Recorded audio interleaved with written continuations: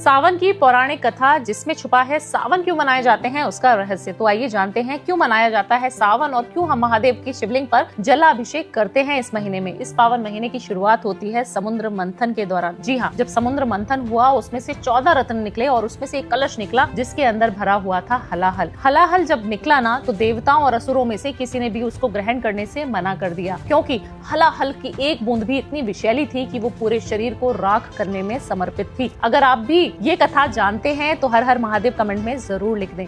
आपको पता है कौन वहाँ पर था जिसने हलाहल जो इतना विषैला पदार्थ था उसको अपने कंठ में समाहित कर लिया? वो थे हमारे भोले भंडारी, हमारे बाबा शिव। जब शिव जी ने उस हलाहल को पिया और उसकी बूंद जब उनके गले में उनके कंठ पर गई तो उनसे उनका कंठ नीला पड़ गया, जिससे उनको नीलकंठ महादेव भी कहा जाता है। और उनको इतनी ज्यादा बेचैनी होनी शुरू हो गई कि उनका पूरा शरीर नीला हो गया और वो जो है बहुत ज्यादा हाहाकार में इधर उधर घूमने लगे। तभी बारिश हो जाती है और सारे देवी देवताओं ने, जितने भी लोग वहाँ खड़े थे, सभी ने उनके ऊपर जलाभिषेक करना शुरू कर दिया।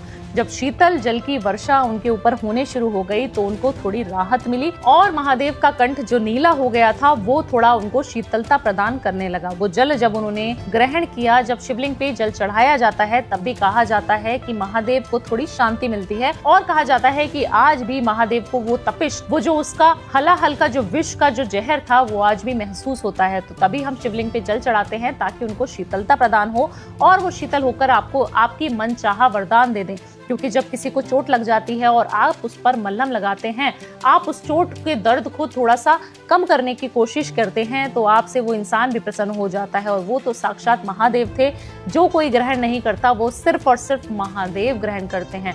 उनके भूत पिशाच सारे लोग उनकी सेवा करते हैं, सभी लोग उनको मानते हैं और देवता भी मानते हैं, असुर भी मानते हैं। तो एक ऐसे देव जो किसी में भी भेदभाव नहीं करते वो हैं हमारे महादेव। तंत्र विद्या की अगर बात करें तो सबसे ज्यादा जो तंत्र के देवता माने जाते हैं वो महादेव माने जाते हैं। अगर आप शमशान में कभी जाकर तप करना चाहते हैं तो आप महादेव की पूजा कर सकते हैं। अगर आप चाहते हैं कि मुझे कोई भी धर्म से परे हटना है तो आप महादेव की शरण में जा सकते हैं। अगर आपको सांसारिक मोह त्यागना है तो आप महादेव की शरण में जा सकते हैं। अगर आपको अपने पवित्र रिश्ते को, जैसे कि प्यार के रिश्ते को शादी में बदलना है, तब आप महादेव के पास जा सकते हैं। क्यों? क्योंकि जैसे माँ पार्वती को लेकर उनका प्रेम की कथाएं हमने सुनी हैं, उससे ज्यादा प्रेम इस संसार में, इस जगत में, इस यूनिवर्स में कोई किसी से नहीं कर सकता। तो अगर आप किसी भी रूप में महादेव को मानते हैं, उनको पूजते हैं, तो आपके लिए ये कथा है और इसका सार है।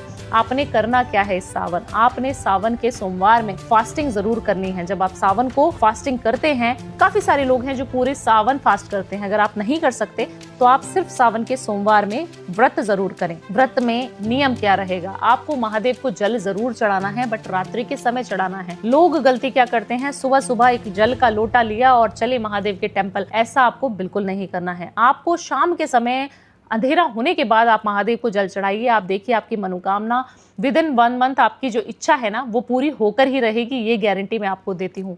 महादेव की जब भी पूजा करें तो रात्रि के समय करें, क्योंकि तंत्र विद्या में भी लिखा है कि महादेव जब भी प्रसन्न होते हैं ना तो वो रात्रि में ज्यादा होते हैं। तो आप अगर शिव पुराण कभी पढ़े तो ये महीना आपके लिए बहुत अच्छा है। आप शिव पुराण पढ़ सकते हैं, आप शिव की स्तुति कर सकते हैं, आप शिव के मंत्र को, पंचाक्षरी मंत्र को भी जप सकते हैं। अगर आप शिव की भक्ति में लीन हो सकते हैं सावन, तो आपके जीवन से दुख, दरिद्रता आपके जीवन से बिल्कुल भाग जाएगी और सौभाग्य की प्राप्ति आपको हो जाएगी। धन धान्य संपत्ति आपको मिलनी शुरू हो जाएगी। तो हर हर महादेव कमेंट में जरूर लिखें और ये सावन आपके जीवन में बहुत पावन है, इसको ऐसे ही व्यर्थ ना जाने दें। हर हर महादेव।